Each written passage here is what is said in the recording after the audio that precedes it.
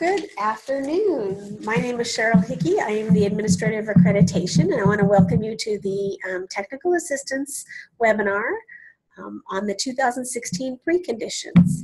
I am joined today by Gay Roby, a consultant within the Professional Services Division, as well as Lynette Roby, another consultant within the Professional Services Division. And I want to also thank William Hattrick of our staff, a consultant in the Professional Service Division, who helped us put this webinar together for you today. We are going to walk through the new preconditions that were adopted by the Commission, hopefully answer a lot of your questions as we go through it. Of course, you know, if you continue to have questions after this, we're happy to answer any questions, and you can send those to accreditation@ctc.ca.gov. So let's get started. So what are preconditions? We just want to at least get us on the same page in terms of what a precondition is and how it differs from a standard. So preconditions are generally a statement of Commission policy, state statute, or regulations, and they are required. They're typically yes or no answers. Either you are in compliance or you are not in compliance with the preconditions. They are, as it says here, both assurance and compliance. Typically, the quality statements are left for standards and for professional judgment and determination, whereas preconditions are a matter of compliance. When are they preconditions submitted? In the past, the commission has only required preconditions to be submitted either when you are doing a new program or when right before your accreditation site visit. There are a couple of times right now when preconditions are required. So a brand new institution that's never been offered an accreditation, never offered an educator preparation program in California has two preconditions that they must submit before they're allowed to go any further with respect to the initial institutional approval process. The general and program preconditions are submitted during initial program approval. So if you are already approved as an institution and are a program sponsor in California, but you want to offer a new type of program, credential program, you will have to submit both the general and the program specific or credential specific preconditions. And then preconditions are updated annually. Preconditions are updated and submitted in years 1 and 4 of the accreditation cycle. Years 1 and 4 of the accreditation cycle. So those, that is different from the past. As I said, in the past, if you are an ongoing program sponsor, you would really submit only prior to your site visit. And in this case, the task group that was working on the accreditation strengthening and streamlining process felt like it was really important, because these are compliance statute type issues and questions, that we really needed to make sure that there was no drift in the approval and the compliance with the preconditions. The preconditions are reviewed by staff. So both all of the consultants within the commission and the analysts in the commission are able to look at the preconditions, and we will notify the institution if there is either additional work needed or if something looks like it's out of compliance. I'm going to turn this over to Lynette. Please continue. So what are the revisions to the preconditions in 2016? Well, first of all, the revisions are, one of the first things is that they're now reviewed twice in a 7-year cycle, and as Cheryl just mentioned, those are years 1 and 4 of the cycle. Also, we've changed the number of the different types of preconditions from 3 to 2. We now have general and credential specific or program specific preconditions. We've deleted one existing precondition, and we've added 3 new ones. You'll see that in a moment. We'll be going through those. We've reorganized the 4 program-specific preconditions. For those of you who remember, there used to be 4 program-specific preconditions, and we've taken those and reorganized those into 2 separate groups, and we'll talk more about that in just a moment. And you can consult the preconditions webpage on our website for specific preconditions relevant to each credential. And that will be coming soon. We'll be reorganizing all of those preconditions into separate program areas for you to make it a bit easier to navigate through those. The next slide is simply a table that outlines some of those changes. So prior to September 2016, you notice that we had 10 general preconditions and 4 program preconditions. And then we had the program-specific preconditions. Currently, we have 12 general preconditions. We've eliminated and actually moved those to appropriate areas, those 4 program preconditions. And we also have renumbered the program-specific preconditions. Again, those changes will be coming soon for the program preconditions. And I'm going to turn it over to, oh no, I'm not. I'm going to turn it over to myself. Sorry. Do the preconditions require evidence to be attached? So there is an understanding at times that the preconditions are simply an assurance, and that is true for 2 of the preconditions. The remainder of the preconditions really require evidence, and what we ask when they are submitted is that there is a brief description of a process or structure that addresses the preconditions, and then a hyperlink to some type of specific evidence. So preconditions can be assurances, but they also most of them need evidence. And the next slide will show you specifically precondition 5 and 7 need assurance. For instance, commission assurances, number 5, one of the things is you assure that you will participate as an institution. You will participate fully in accreditation system, including timely submission of documents. And in 7, you're simply stating that all documents submitted and all claims made are made in truthfully and honestly with veracity. The remainder of the preconditions actually require evidence, and evidence can be something as simple as, well, as simple, but an example would be in precondition 1, accreditation and academic credit. We actually ask that an organization chart be included. In precondition, and that a teach out plan be included for precondition 2. So there's various types of evidence that you can supply or provide for the remainder of the preconditions. So just to recap, the preconditions are assurances, but they also require some description and also evidence. The precondition document that is submitted, each time a set of preconditions are submitted to the commission, a head of an institution or a unit must verify by signature the veracity of the submission. So examples of who can sign those preconditions are the dean, the associate dean, the superintendent, the assistant superintendent, and that would be most likely at the end of the precondition document, but it has to be signed. And next, we want to talk about changes to all of the preconditions, or just highlight those. The preconditions are located on the precondition webpage on the CTC website, and again, those changes will be posted as soon as possible. They are coming soon.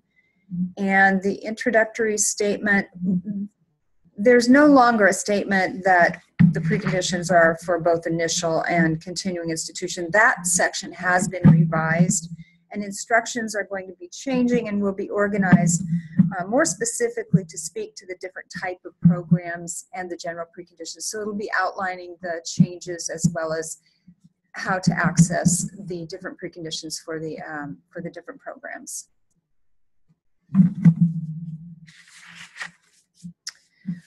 Where you find the preconditions, again, preconditions for initial institutional approval process, which there are 2, and which is demonstration of need, practitioners' participation in program design. Those will be found on the precondition website, And again, those are coming soon. The general preconditions and the program preconditions are both going to be on that same website, that webpage on the Commission website, and those will be posted soon. And I'm going to turn it over to Gay, who will now walk through.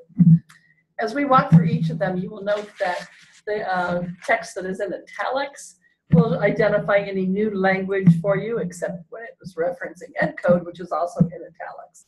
And these changes were adopted by the Commission in September of 2016. Precondition 1 is accreditation and academic credit. You will see it has the titles as well as how a program must be operated by institutions of higher education and school districts or other non-regionally accredited entities. The text was removed from this precondition. Well, first of all, we separated it into two. It's basically the same. You'll see there are no italics on this first slide, but it's only as we move into precondition 2 that you see some new text. So what was removed was this provision does not apply to professional preparations offered by school districts or other sponsors. We also found that many times institutions would focus on this first part, and the second part about enrollment and completion and teaching out was ignored. So by breaking it into two preconditions, it elevates the second half, and you'll see on this slide, approved program sponsors are responsible, and the things that they're responsible for are outlined in the bullets. And then a new paragraph sentence at the end talks about a teach out plan, which includes individual transition plans for each candidate, as well as a plan for candidates and graduates to access their student records needs to be included as well. So what are the changes to precondition 1 and 2? We've separated it into two. We've removed the reference applying to all institutions applying for initial, because it is for both initial and ongoing. And it provides equal importance to enrollment and completion because we have elevated it to its own precondition number 2.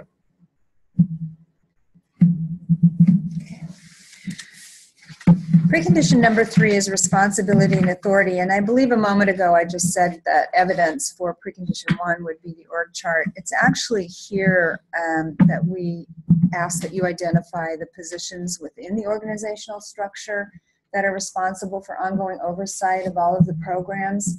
And we also ask that you provide a description of the reporting relationship between the positions, between the oversight and any individuals who coordinate the educator preparation programs.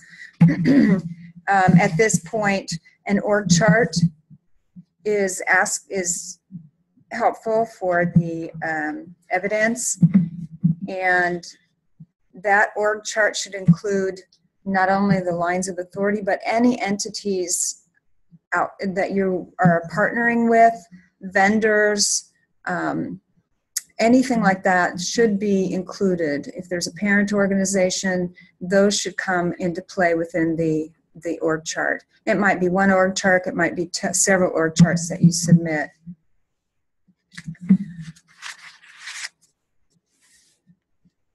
Also included in precondition 3 is that you provide policies that ensure that the duties regarding credential recommendations are provided solely by persons who are current employees of the commission-approved institution. What this means is that you cannot have someone outside of your organization who is not a part of the approved program sponsor, which is you cannot have them recommend for your credentials. It has to be someone who is within the current organization that is approved that makes those recommendations.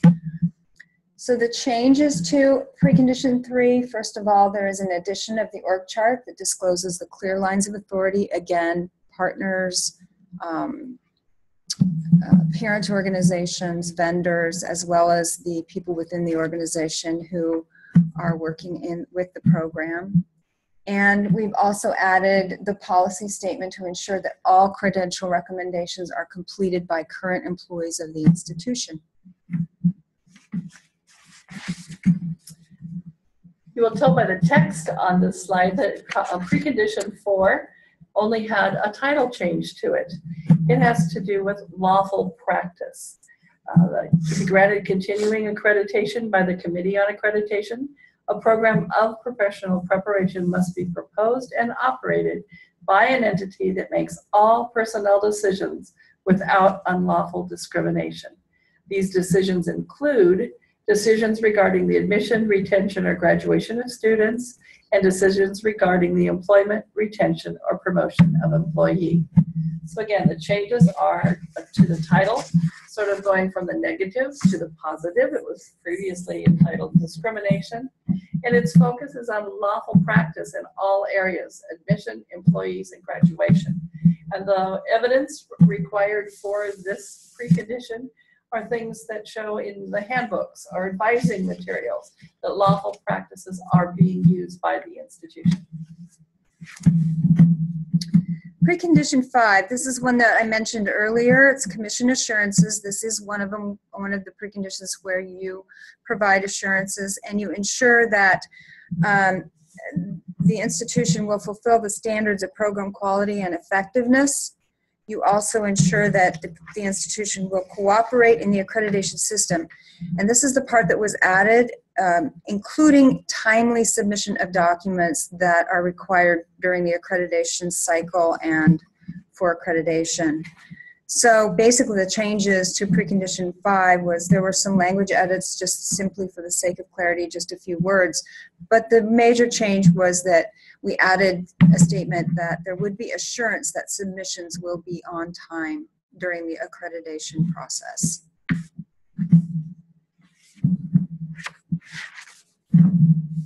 Precondition 6 deals with requests for data.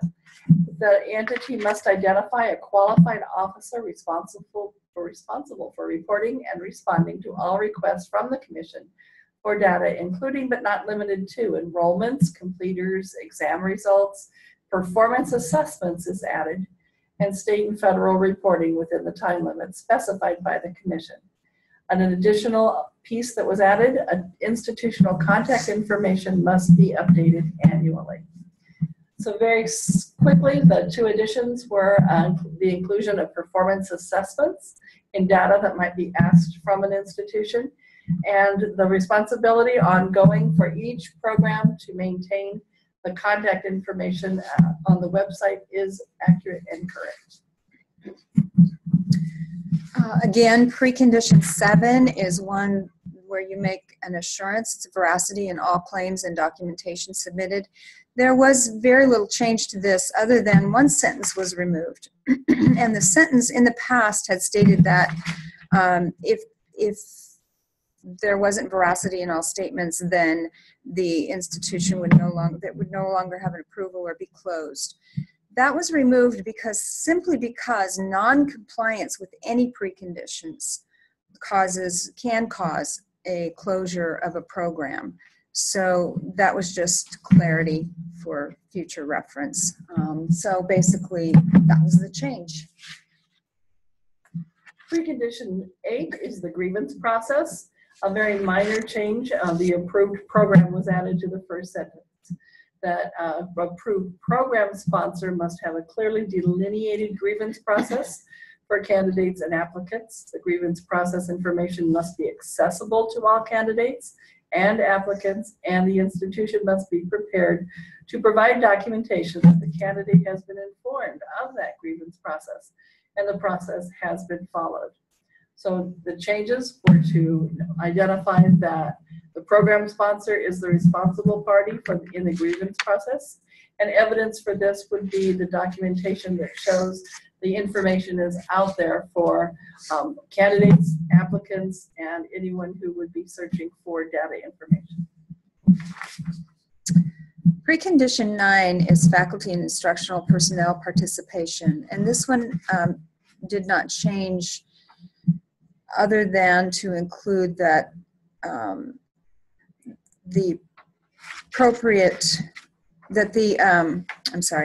that the academic years where the participants is inappropriate to their credential area. All faculty and instructional personnel who regularly teach one or more courses in an educator preparation program, which leads to a credential, shall actively participate in public school system at least once every 3 years. And the part that was added is that it must be appropriate to their credential area. That was the major change, was just those few words. And generally the rest of it was same as the previous version. Precondition 10 is a new one entitled Communication and Information. To be granted continuing accreditation by the Committee on Accreditation, the approved program sponsor must provide easily accessible and accurate information to the public, prospective educators, and enrolled candidates about the requirements for admission and the successful completion for all of its educator preparation programs. As I said, this is a new precondition, but the CTC wants to ensure that information is easily accessible on the programs themselves, the requirements of the program, and the completion requirements for any candidate. This precondition was established so that we were brought into alignment with what's currently happening in the initial institutional requirements. Precondition 11 is new. It is about student records management, access, and security. The reason that it was brought in is that we want to ensure that records are available to all candidates and are maintained in a safe area. So to be granted continuing accreditation by the Committee on Accreditation, the sponsor must demonstrate that it will maintain and retain student records in accordance with the institution's record retention policy. You must verify that all candidates and graduates will have access to and be provided with transcripts or other documents for the purpose of verifying academic units and program completion. All candidate records will be maintained in the main institutional site or central location. Main means central. If an institution has satellite campuses, we want to make sure that the records are maintained in a main central location so that if perhaps one of the satellites closes, those records can still be accessible. And C, records will be kept securely or in locked cabinets or on a secure server located in a room not accessible by the public. So again, this is a new precondition. It was added again, as Gay just said, to align with the initial institutional approval preconditions. It is an important one. We just want to ensure that candidates have access to their records and that those records are always available and on in whatever format. So as you can see, this slide states that location is a portal or other mechanism for electronic access, and that main is a stable place that will be continually accessible regardless of physical location of the program. And the final general precondition, number 12, is also new, called disclosure. Again, it brings the two systems in alignment, so the ongoing preconditions are aligned to the initial institutional approval process. This precondition states institutions must disclose information regarding any outside organizations that will be providing any direct educational services, as all are part of the proposed program sponsored by the institution, and identify the type of services the outside organization will provide. As a new precondition, it is aligned to the initial institutional approval, and its importance is to identify partners and vendors, especially outside of your organization that has already been vetted, but for us to know who is also into a vital part of your structure, your performance of your requirements of your programs as well. The next two slides are basically lists of programs with program-specific preconditions. Again, the program-specific preconditions will be separate from the general preconditions and will be identified on the web page by the area and these areas that are listed. And so there are two slides with the various areas, and each of these will have their own program-specific preconditions. And just as a reminder, submission dates have been set for institutions through the year 2024. And so we have highlighted with colored bands the ones that are due first for each of the programs. So in 2017, you'll see green, yellow, and violet will be submitting preconditions. The following year would be orange and indigo, with the last two, blue and red, in March of 2019. Then the cycle repeats in the second column, and then we even have some in the third through 2024. So hopefully this has kind of given you a nice overview of the accreditation preconditions and the changes that were made by the Commission recently. If you continue to have some questions and we haven't answered those today, we'd be happy to answer those. Please submit those questions to accreditation@ctc.ca.gov. And when you get ready in March, hopefully we'll be able to assist you more as you get your own documents ready for this. But you will be submitting them to accreditation@ctc.ca.gov as well. And the other place you can also contact for questions is your cohort consultant. So you should know at this point in time that every color cohort has an assigned consultant ready to answer your questions that are specific to your situation within the accreditation cycle. And a couple of examples here of how to reach them. PSD Red at ctc.ca.gov. So it's the same format. It's PSD followed by the color at ctc.ca.gov. And so your color cohort consultant can give you specific information, particularly if you're interested in times that it's due or when it's due, or any concerns that you have. They can work with you specifically. That's the end of our presentation on preconditions. As we mentioned, the preconditions website will be up shortly. We are in the process of building that website. It should be up, I would say, no later than the end of October, where we should have all of the various pieces. Right now, there's been a lot of confusion about which preconditions programs write to, and hopefully the preconditions web page will clarify for you which ones are applicable to your particular institution. So we're building that so that it's easy to pull out the pieces rather than to have to consult a very large document. So hopefully that will be the case. And I want to thank you for your time today, and we will talk to you soon. Thank you. Bye-bye.